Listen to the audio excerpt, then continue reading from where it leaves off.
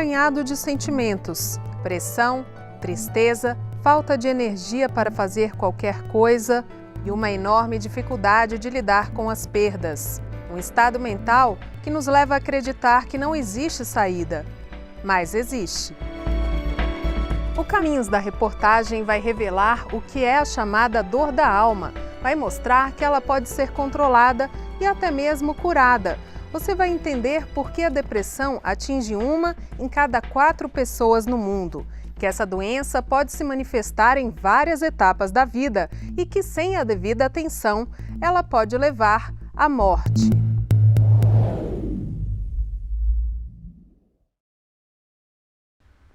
Nunca pensei de ter essa depressão, não. A gente fala assim, o pessoal pensa que é brincadeira, não. É uma das doenças mais tristes que eu vejo. Você não sente dor assim, igual, por exemplo, uma doença de câncer, né? Que aquilo ali é como se fosse uma ferida viva cada dia progredindo. E isso já parece que é o mal da alma da gente. Quando eu era criança, eu não entendia o porquê de dizerem que palhaço, na verdade, é triste. Muitos, inclusive, a maioria tem aquela gotinha, né, na sua maquiagem, na sua pintura. Se alguém perguntasse assim, como você se definiria? Ah, uma palhaça.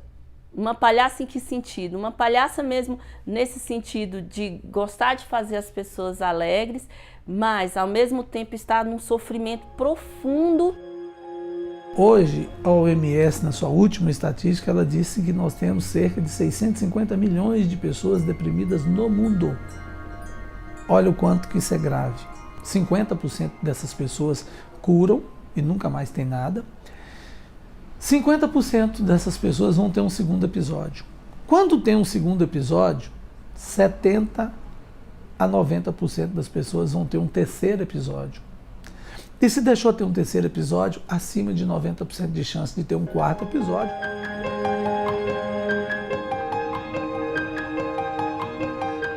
Paixão e sensibilidade são boas palavras para descrever hoje o trabalho deste jovem fotógrafo, mas nem sempre foi assim. Por trás deste talento, há um sobrevivente da depressão. Desde a infância, Bernardo enfrentou questões que contribuíram para que a doença se desenvolvesse. Eu sofria um grande problema de bullying. Eu levava porrada quase todo dia, eu chegava em casa, só que eu não falava nada por medo de falar e no outro dia chegar e apanhar mais. Hoje eu tenho os meus 2 dedos quebrados, que hoje eu voltei a mexer por causa do hospital do Sara Kubitschek, que eu fiz 1 ano e meio de tratamento, processo de bullying pesado. As agressões que você sofreu. As agressões físicas e verbais. Eram muito mais verbais, o que eu particularmente acho que é muito mais forte, porque é o trauma psicológico.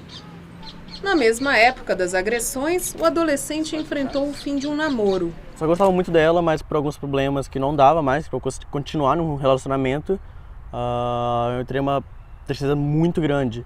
E todos os problemas que eu tinha naquele período anterior ao ensino médio começaram a voltar e ter mais intensidade por outros problemas, a entrada da adolescência. Não é um único episódio e muitas vezes você não encontra um episódio que foi o gatilho. A depressão seria a vivência de perdas de uma forma constante, frequente, sistemática e uma certa dificuldade de manejar essas perdas. O que significa isso? Significa que a pessoa vinha bem até um determinado momento da vida e em um determinado momento ela deprime. Isso tanto pode começar de maneira lenta, mudando aos poucos sem ser tão perceptível, quanto pode ter um início mais abrupto. E você começa a ficar doido, o que você quer da vida, e todo mundo fala, o que você quer da vida, e aí começando a piorar. E aí minha situação quando começava a ficar mais preta. A depressão é um cachorro preto, que é the black dog, que eles falam. Eu tinha um cachorro preto. Seu nome era depressão. Sempre que o cachorro aparecia, eu me sentia vazio e a vida parecia tornar-se mais lenta. Ele me surpreendia com uma visita sem razão ou ocasião. Atividades que antes me traziam prazer, subitamente pararam de fazê-lo. Pra mim era tudo nada. Tipo, eu ia para as coisas, nada tinha emoção, nada, não tinha, eu não tinha sentimentos. Perda do elan vital, perda da vontade de viver, perda do brilho para a vida, perda do interesse pela vida, que é algo que as pessoas expressam assim: eu não vejo graça em nada, eu não vejo prazer em nada, eu estou sem enxergar o mundo colorido, eu enxergo o mundo cinza. O sujeito que vivencia esse transtorno, ele assume um estado emocional de desinvestimento na realidade, nas suas expectativas, nos seus desejos. Num certo sentido, é um transtorno da desistência. Tão difícil de explicar, mas nada era bom. Sentado não era bom, vendo televisão você enjoava de tudo, que não distraía. Você ia dormir, mas dormia com dificuldade, muito ruim. Perde o apetite, fiquei magrinha.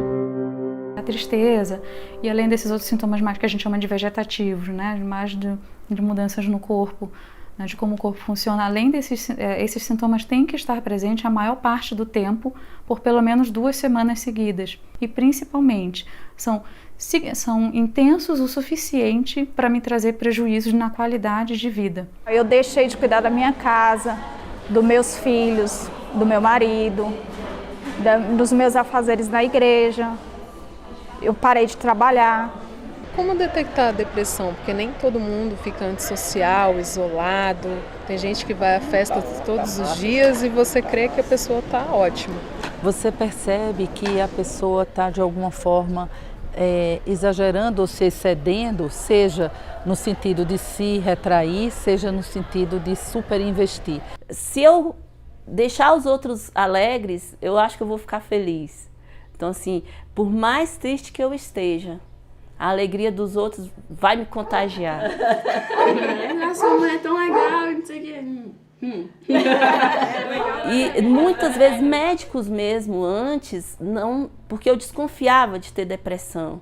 Só que eles, por conta dessa alegria, muitos diziam assim: não, nunca, tá longe disso. É difícil de diagnosticar muitas vezes, porque são formas aceitáveis. Então, hoje a sociedade exige que todos sejam felizes, alegres, é o que as redes sociais exigem, não é? Seja feliz, seja alegre, que tenha sucesso. As pessoas levam muito tempo para perceber que entraram num processo depressivo. Porque diferente de uma doença fisiológica, né? Assim, eu quebrei um dedo, é fácil de ver, eu quebrei um dedo, né? Tô super gripada e você, né, tá com o nariz correndo, tá com febre, etc. A depressão não, ela não é tão clara, e ela começa devagar, até chegar um momento em que você está disfuncional. Você já não consegue mais levantar para trabalhar, você não consegue sequer comer muitas vezes. Numa consulta ao clínico geral, eu expliquei isso. Eu falei: olha, eu estou sentindo isso, mas eu não sei se é depressão, eu não sei o que é. E o que você falou que você sentia para ele? Então, eu falei: olha, eu estou me sentindo fraca, verdadeiramente fraca, sem força para nada. Tanto para ter uma atitude, para ir ao trabalho, eu não tinha força para levantar. E aí a medicalização, por exemplo, ela pode esconder muito os sintomas da depressão, porque o sujeito vai se medicalizando, então é remédio para dormir, remédio para acordar, remédio para ficar alegre.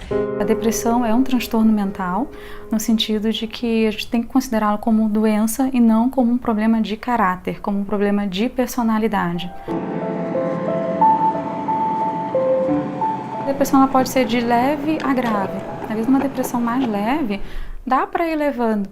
O problema é quando esses sintomas de depressão mais leve duram muito tempo.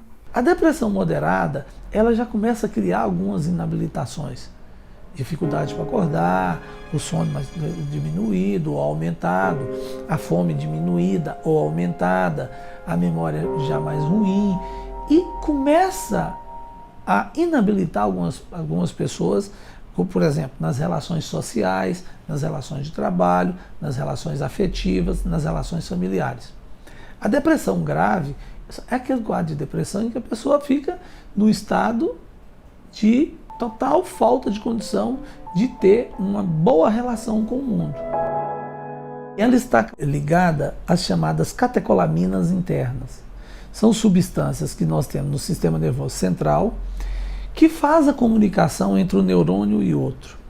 Então nós temos ali serotonina, noradrenalina, dopamina, que todos acabam tendo envolvimento na depressão. A expressão bioquímica da depressão é uma diminuição da concentração de serotonina, mas nós não sabemos se é a diminuição da concentração de serotonina que causa a depressão ou se é a depressão que leva à diminuição da concentração da serotonina.